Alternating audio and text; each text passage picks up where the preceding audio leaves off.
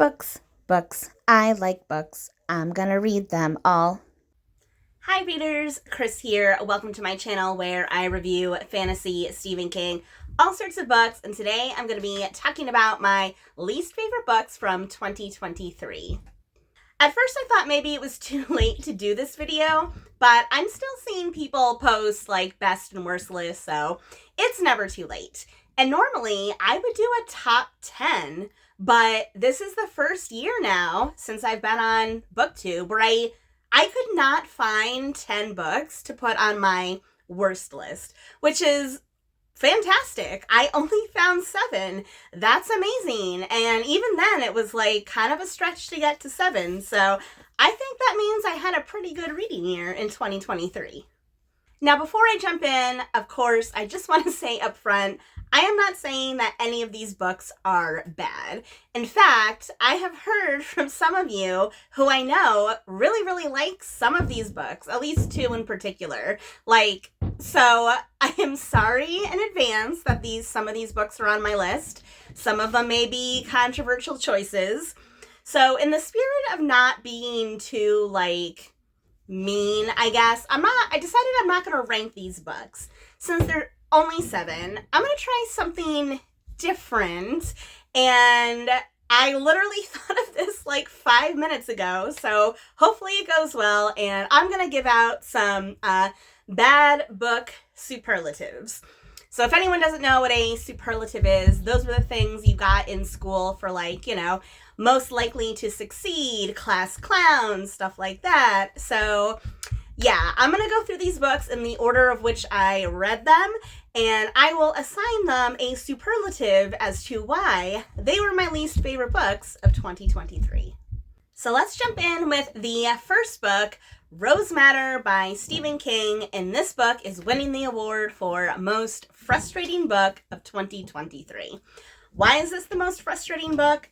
Because this book actually started out pretty good. It's about a woman named Rose, and she is getting out of a long-term abusive relationship. She escapes from her abuser. She's trying to start a new life, and then her abuser, her ex-boyfriend, husband, happens to be a cop. So he very diligently tracks her, stalks her across the country so that he can find and kill her. And she doesn't know that he's, coming after her. It's a fear, he may find me someday. But she doesn't know that he's, actively coming after her.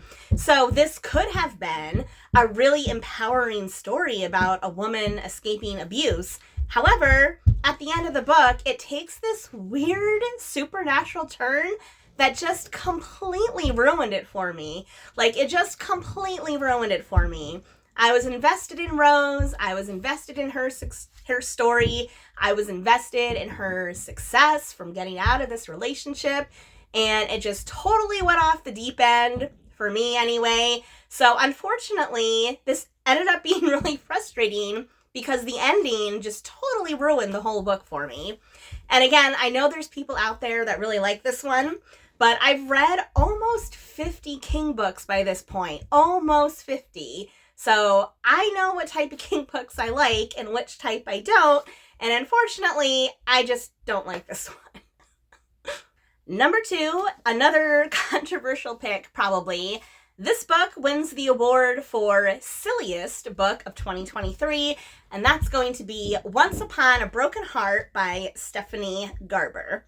Now, this book expands her Caraval books. If you've read the Caraval series, there is a particular character named Jax, who's basically a god in this world.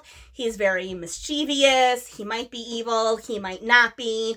And this book explores Jax, but also a new character, Evangeline Fox. This book is so ridiculous.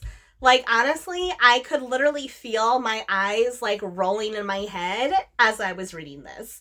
The characters are incredibly silly. The plot is incredibly silly. The world building, which normally I would say Garber's world building is very whimsical, but it turns silly, I think, in this book.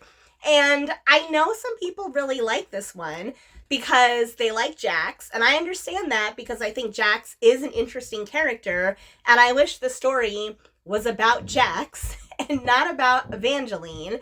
And I know some people have said they liked Evangeline for being kind of this silly, naive, type girl, but she's got no growth, no emotional growth, like nothing. She's just silly, and that is not what I want to see in a story. So, unfortunately, Once Upon a Broken Heart, the silliest book I read in 2023. Next up, this book wins the award for the lamest book of 2023, and that's going to be For the Wolf by Hannah Witten. I'm laughing because, again, I literally thought of these like 5 minutes before this video, so hopefully you like them. But anyway, I went into this book with like not really any expectations, and it's a YA fantasy that tries to be like a dark, edgy kind of fantasy. But I don't think it's dark enough, and I don't think it's edgy enough, and a lot of the lore that it tries to set up, I don't think it makes a lot of sense. So I feel like it's okay, but I don't think it goes far enough into the darkness. It doesn't go far enough into some of the things. And then, like other aspects, I feel like it goes way too far. So it's just kind of a hodgepodge of things that end up making this book, I think, kind of lame. Number 4, this book wins the award for biggest waste of time, and that is The Luminaries by Susan Dennard. The Luminaries. What can I say about this book? I think that if I were doing a ranking, this one might be like my least favorite book, like out of all of them. And for a couple of reasons. First of all, the biggest thing is this is not a complete story. And it does not end on a cliffhanger. It like literally ends on a chapter. So it's very much chapter 1 or part 1 of a larger tale. But there's no way I'm ever going to read more because this book was just so bad. And I felt like it was a complete waste of my time. Like, the characters are generic. The plot doesn't make a lot of sense. And again, like I said, the actual writing, it just stops. It doesn't answer any questions. And then this was the one, if anyone remembers, where like all the characters have last names that are the days of the week. So like the main character is like Winnie Wednesday, and then there's the Fridays, and like, sure, I guess you could say that was a clever idea.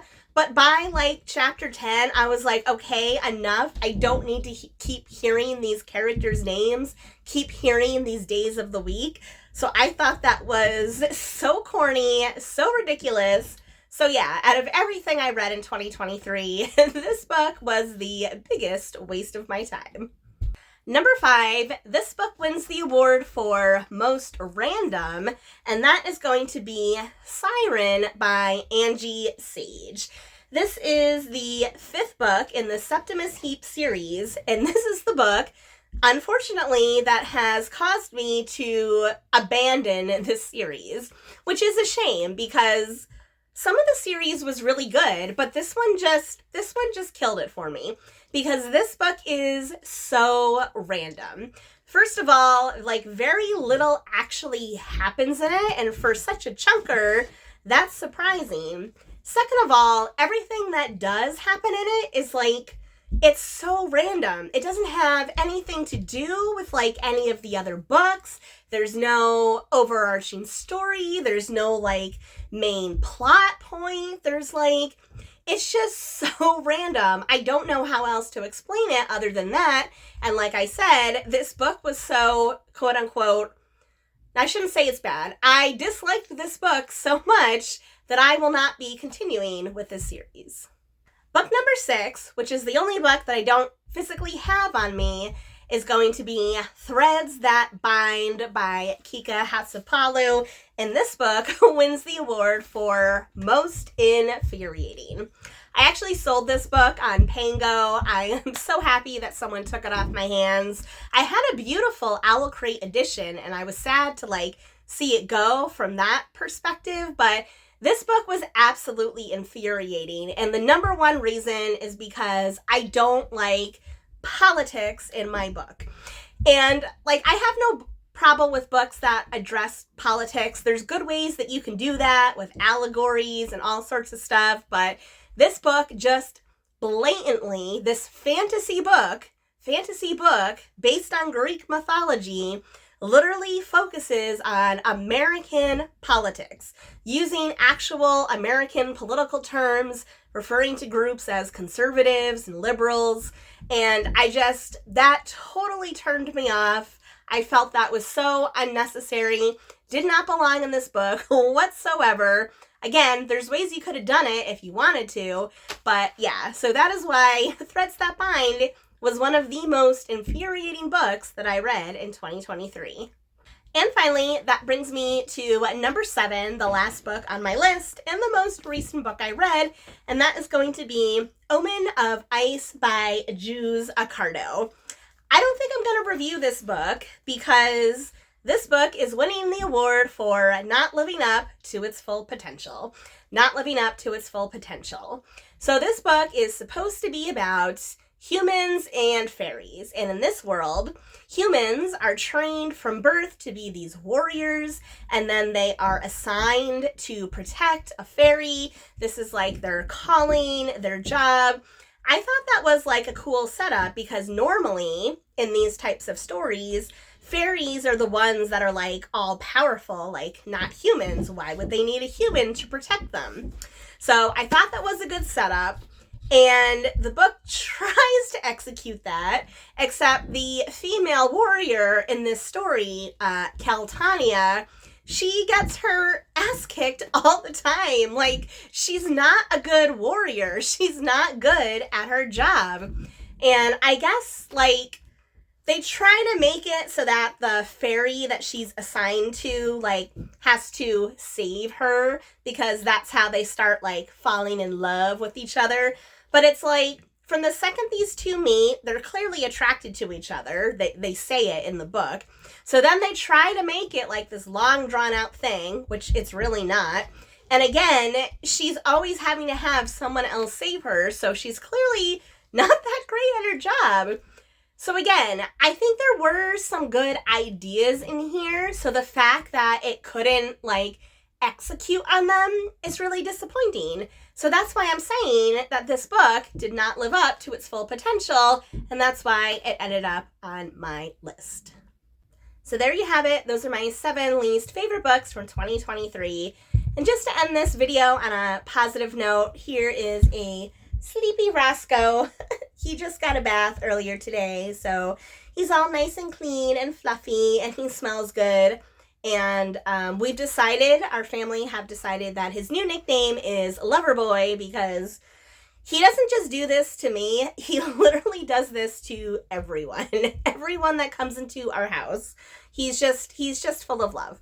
So anyway, even though this video was not maybe full of love for some of the books I mentioned, I do love most books. So now I want to know from you, what were your least favorite reads from 2023? What was disappointing, infuriating, lame? Let me know all your thoughts in the comments section below. And as always, if you like this video, please give it a thumbs up. If you're not already, please subscribe to my channel for more bookish stuff and more furry friends coming your way soon. All right, everyone, happy reading.